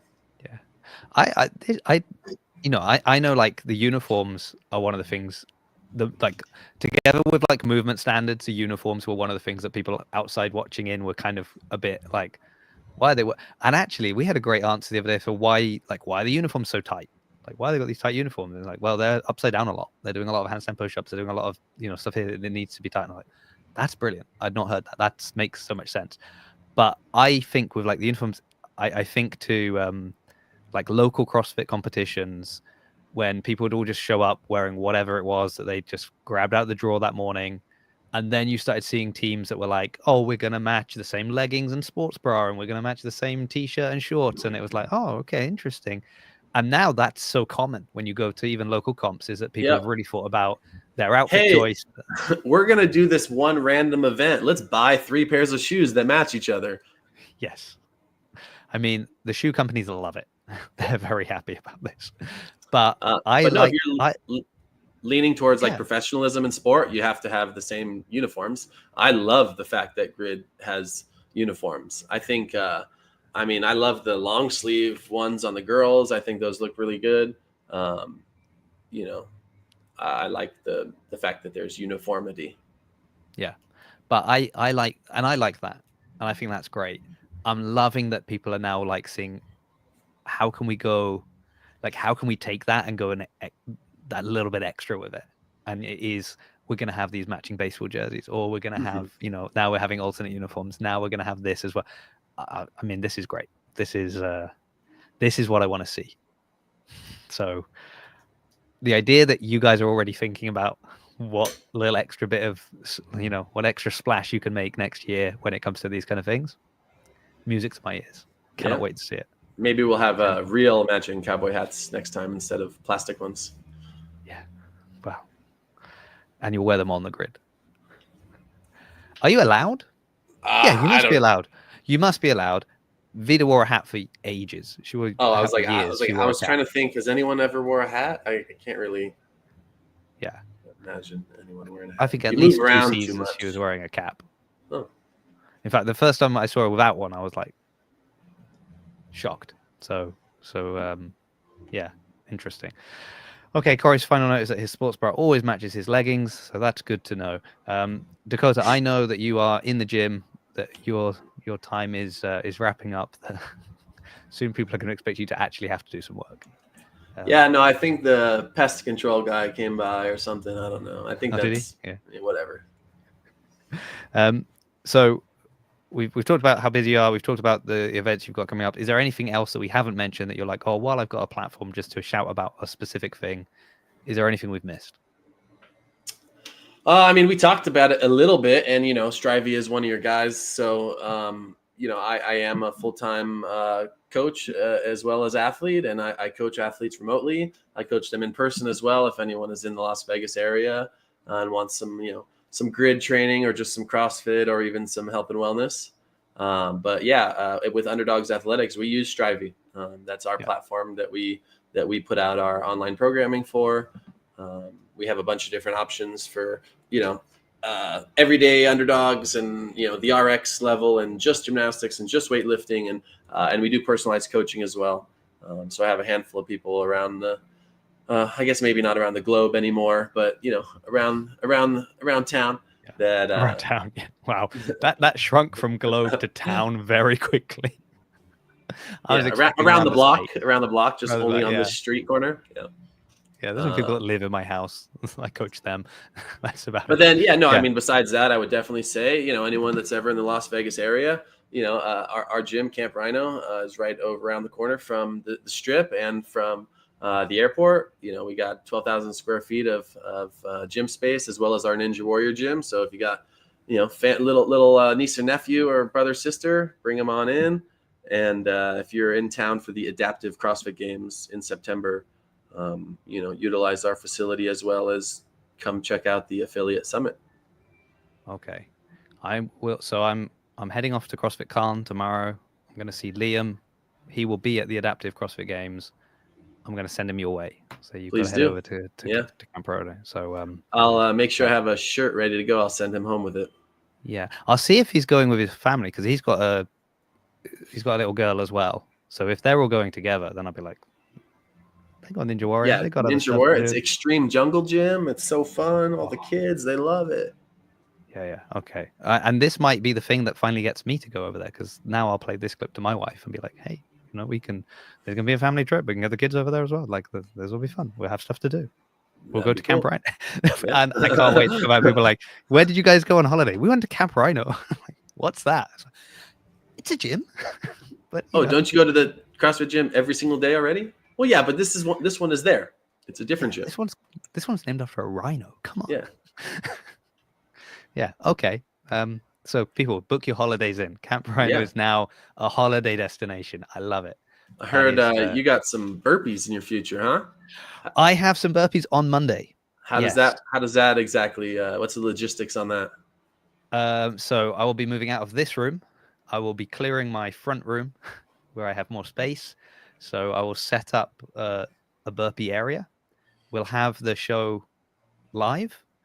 I'll have some different guests on who can talk while myself and Billy has volunteered that she is going to match the number of burpees. She's a burpee phenom. She just wants to make me look bad, but it's fine. I'll look bad anyway. Oh, you just make her, you tell her, hey, if you're going to do it, that's fine, but you have to synchro every single one of my reps for practice. Yeah, for practice. Yeah. Oh, she'd be so frustrated. She'd be like, come on, speed up. Yeah.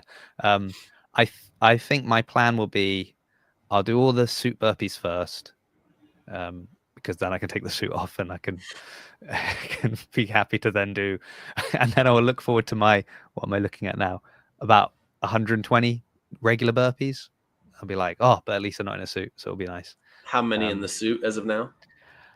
Not that many. It might have gone up a little bit from the count I had on there. So it was only about like 15, maybe it's 20 maximum. So it's not a huge, I don't think that's a huge number of burpees. I saw my brother-in-law for the first time in 9 years last weekend. And the idea of doing 10 burpees, he was like, no. But I mean, you know, we're built different, right? Yeah, he's like, or you could just not. Yeah, I was like, oh, yeah. And then I'll stay home. No, so yeah, so tomorrow I'm gonna head off to this gym, and I'm also gonna, I think the plan was we might even try and set up like the sandbag ladder like you guys had. So just with a couple of sandbags with some different heights. Nice. I might be trying to do that in the suit as well. So that will be interesting. Well, did you see what a lot of people did for practice? They set J hooks and they set 4 different J hooks. So they had people just move the bar up a little bit. I think that's probably what we're gonna do. Yeah. And because he was like, oh, we could try some other grid moves with you in the suit. Like, do some hands and push-ups. I was like, that's fine. And then he sent me the clip of was it Chelsea and doing the backflips? Yeah. He's like, do you reckon we could do these? I said, well, if you could do them, then I'll give it a go. Like, oh, you know what? I brought the wrong suit. I can't do those. I brought the wrong suit. Yeah, this is my burpee only suit. Yes. So tomorrow we'll go and do that. Monday it will be 6 p.m. here, which is 12. I want to say midday, like I'm guessing Eastern, and then a few hours earlier. Yeah, 10 or so here. Yeah. Yeah. Okay. Perfect. And then on Thursday we have Sydney Wilson and Vida Vetterkind coming on together. That was such a good ringer race. Yeah, I was gonna say maybe I'll get them to redo the ringer race. Let's see if we can get it redone on live. But yeah, the burpees, I think I don't think, I don't know. I could just stand there and do 120 and just knock them out, or I'll do some and I'll be distracted by hearing what people are saying. That's the problem, and the comments and things like that, So, but that's why I'm getting other people on. The idea is that they'll be on talking, they can talk, people can watch, and cool. It'll be. I just thought that I kind of feel like if I just said, donate and do burpees, and then I just done burpees over the last couple of weeks, it's kind of not meaningless, but you know what I mean. I think it's more interesting to say I'm going to do them all in one go. That's Oh, there was one guy I saw on social media. I think he ended up on Hiller's page. He said something about a calorie for every comment or something similar. He would do a calorie on the bike, and they got him to like an insane amount of calories on the Echo bike. So you're lucky it's only 100 or so. I mean, here's the thing: 100 burpees. So when we went into the very first lockdown, the COVID lockdown. The 8 p.m. class that I was part of, we all did 100 burpees a day that first month. So every day for the month, we did 100 burpees.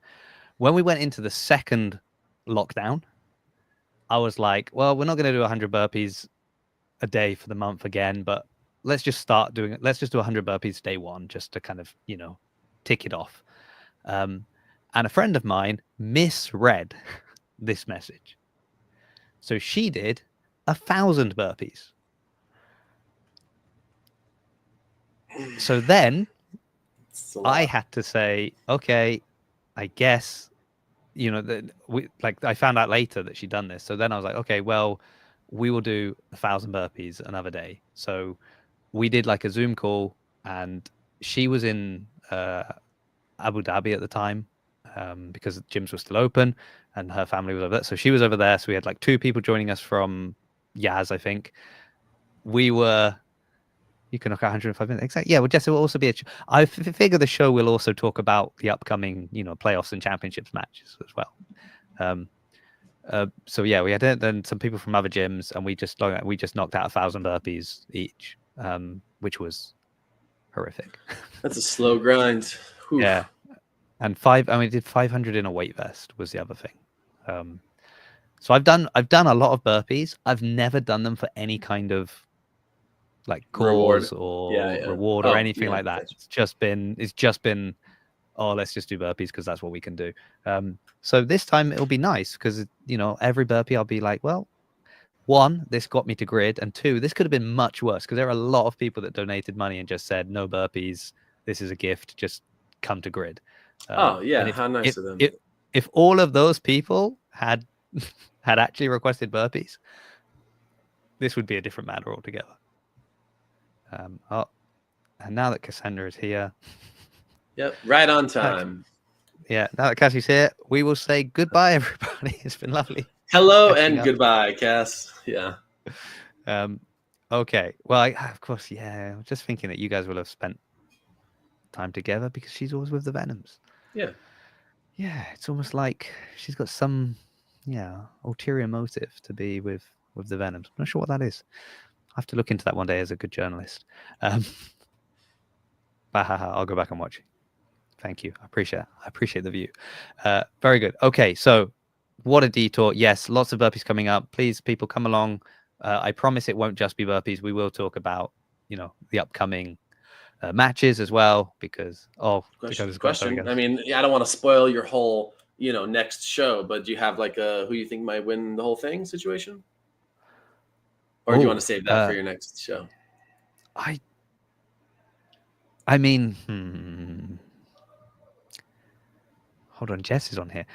Obviously, I think it's the Brigade because Jess is watching, and any time I've said something publicly and like said, oh, I think there was one about like an echo, and I was like, oh, I kind of think maybe only the Sharks and the Brigade and the Breakers will finish this echo, and I forgot that Jess was in the comments, and she was like, okay, and then the Brigade went out and smashed it. So I would be hesitant to ever bet against the Brigade. Okay. Obviously, the Sharks have had a great season, and they had a great season last season, and then they lost it at the very end. I was just rewatching the championship from last year too, and I forgot about it just. Ugh. Yeah, but then I also feel like the Breakers is such an exciting story because of how historically bad that team was for so long. Yeah, that they finally that would be the ultimate kind of Cinderella story finish. And then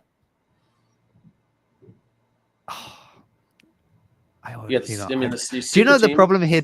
The problem that is that now I will have to see these people face to face. This is going to make it all harder. You do much more praising than trash talk, so I would find it hard to imagine anyone would give you too tough of a time. Because the team that I found the most, and I love the players on this team, and I love this team, and they've always been very kind to me and very nice to me. But the Lions were billed as like this super team, and obviously done very well. And I don't even know what it is exactly that I was just like, I was kind of expecting even more from them because of the hype. So I think there's 4 very good teams. They've all got different reasons I'd like to see them do very well. I think you have to dive into the match format a little bit, and I think that is going to have a play into how this shakes down. Yes, which I think I know you guys already had, or the teams that were doing already had, but I believe maybe that's now available. I think I might be able to go and find that somewhere. I saw an email the other day. I saw something, so maybe I will have a look at that. If not, Jess, can you shoot me over the match format? I know the format that has the hang snatch ladder in it is what they're starting with, I believe. Yes. You could look back at actually last year's Vegas event. We did that format. There you go. Right. Okay. And then and I'll write it down. So that's at least one of them. Pen and paper. Yeah. Jess will send it. Thank you. I got my moles. I got people on the inside. Yeah. That's all I need. Yeah. Oh, I've got also, Jess, I've got other questions for you off this as well. I'm logistical questions about getting from airports to hotels to places and stuff like that. But you know, that's my current thing at the moment. Is I'm just asking everybody, did you clear the ladder last year? Did you clear the ladder last year, Dakota? Not this. No. I think it was the double snatch. So I think I hit the first one and missed the second one.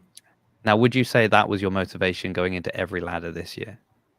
Oh, for sure. Yeah.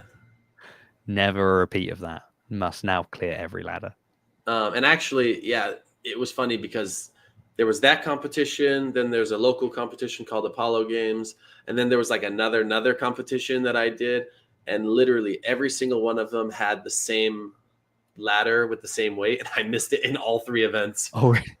Yeah, so that one ate me up for a couple months.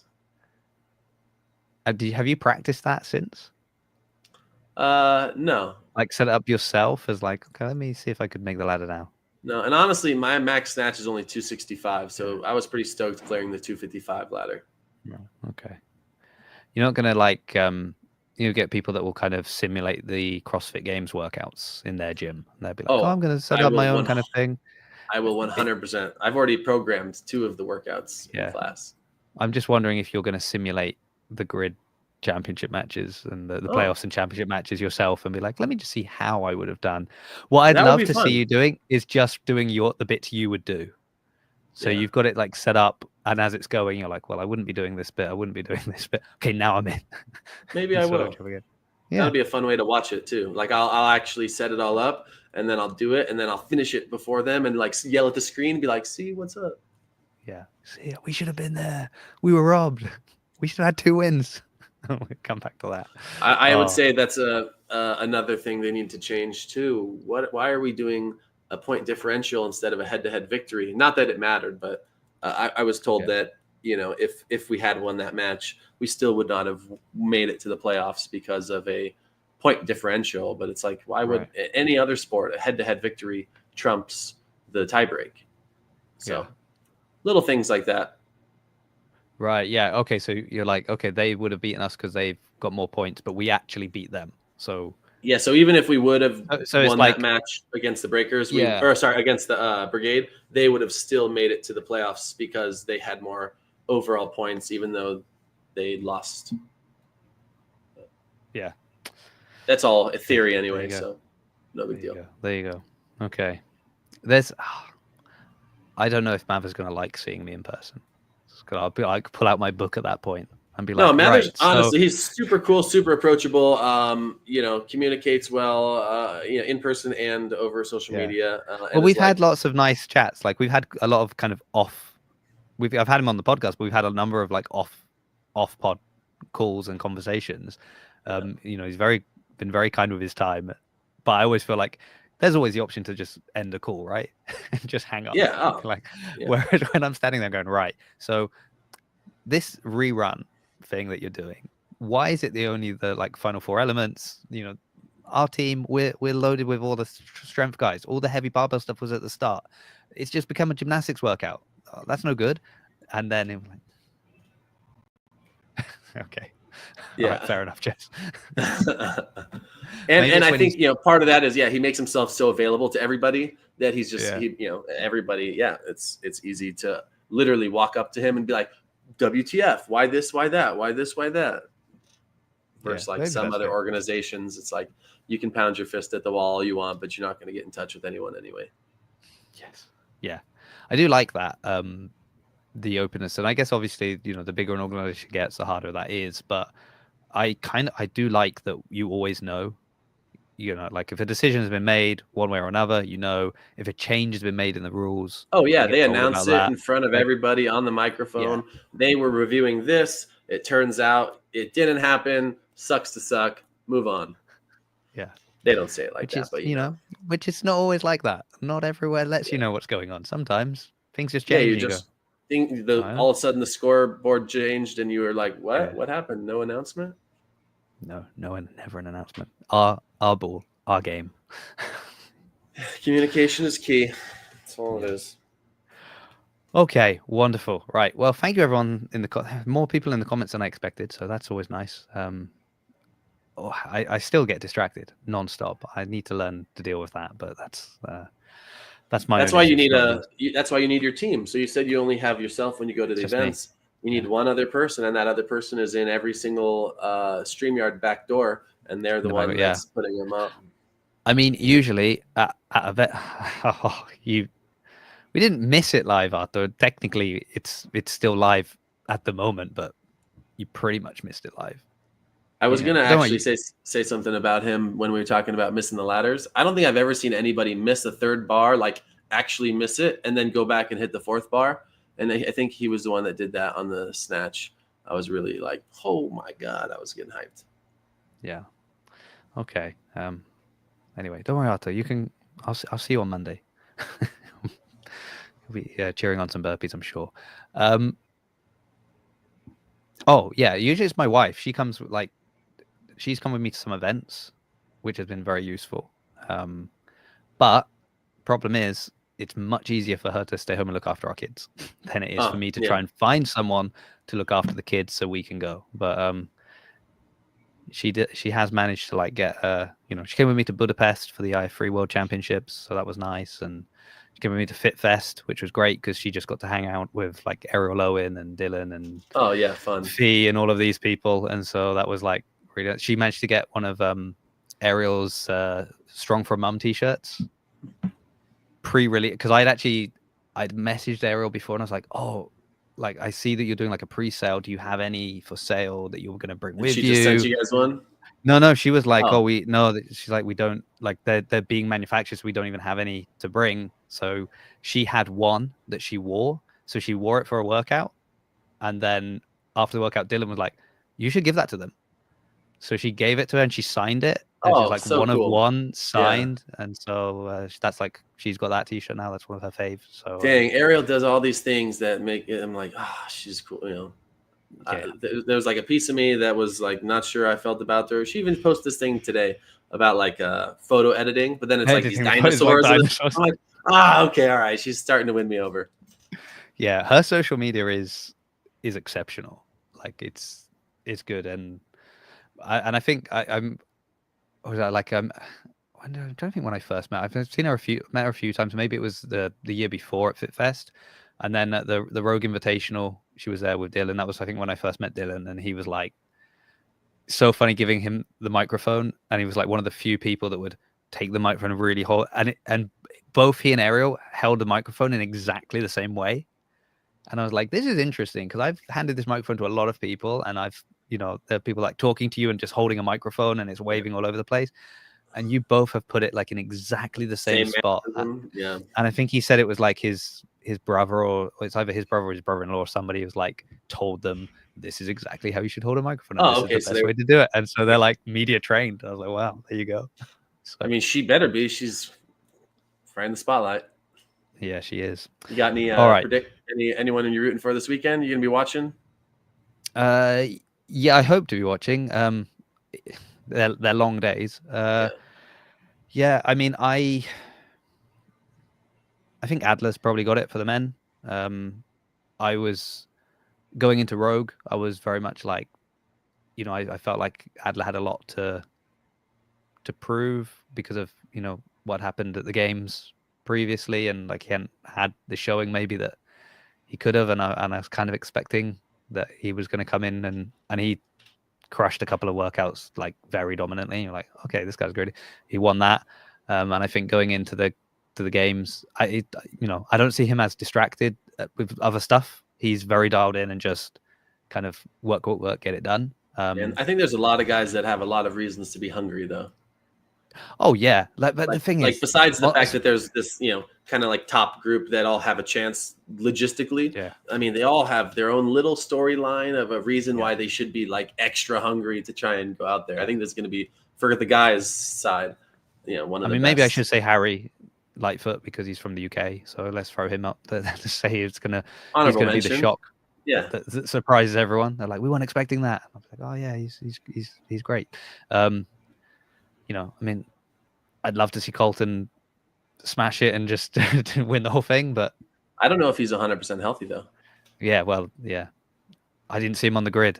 That's what changed it for me. There was talk of him showing up on the grid. As soon as I didn't see him on the grid, I said, No, he Well, can't so win the games. he had I think he pulled out of NorCal Classic after the Heavy Isabel because of his Yeah, back was bothering him, yeah. or But I think that's what it was. I don't know. and then on the women's side, Say her on the women's name. side, Yeah. yeah, I'm guessing maybe Tia might win. She's got a pretty good chance. Yeah. So, but yes, I'll be watching it. I'll be watching it. It, yeah, I like. It's so funny because we've had that flip, right? Like it used to be the men's side was kind of wrapped up, and it was like, who's gonna? And now it's for so long been the opposite, where it's like on the men's side,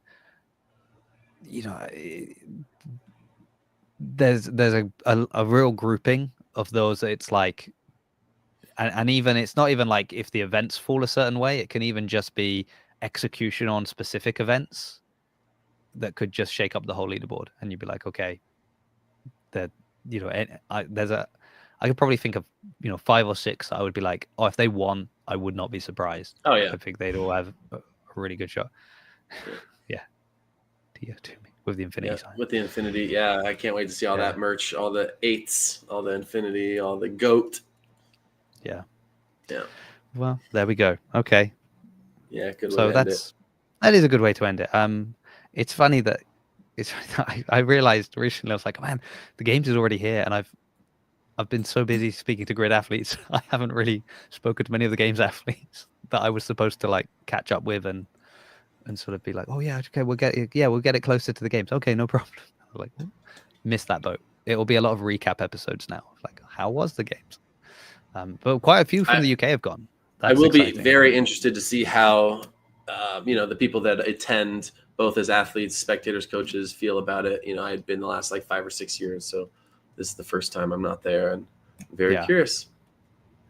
Yeah, I think I was speaking with Volume, was saying about like, I think I kind of almost feel like next year is, this year it's still fresh, and it's a difficult year, and I think you give it another year, and things will have shifted back a little bit more to, but maybe not.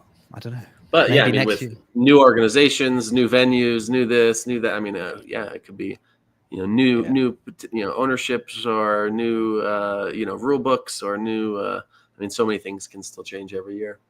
Yeah, I mean, obviously the dream is that suddenly everybody is just like, oh, the games. Oh yeah, we forgot the games was happening because the grid championships that the following weekend. So we were so focused on that, and then everybody's trying to make the jump across to grid, and I've had that head start on them finally. So that's the grid dream. for life.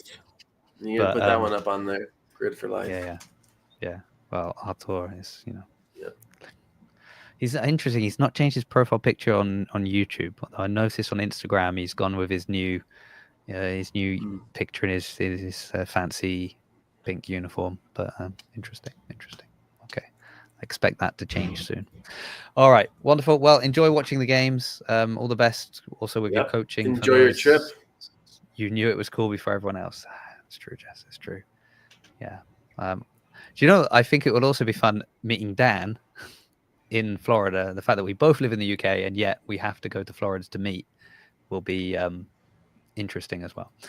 And then we can talk about how we can, make the UK become a hub for grid. I don't know how it's going to happen. I can't wait to see it. I'm not mad at that. Yeah. Yeah, and then you guys have to come over. Yeah, good. I got a passport. That's okay. Yeah. Excellent. All right. Well, once again, thank you, everybody. We are actually wrapping up this time. I know I said that half an hour ago, but this time I mean it. Thank you, Dakota. All the best with all the stuff you've got going on. Thank you, everyone, for watching. As I said, I'll be back on Monday for burpees, on Thursday with Sydney and Vida. And I don't know, keep watching my Instagram for what else is coming up. There's probably other stuff as well. But yep, I'm going to go and get ready for some burpees. So thank you, Dakota.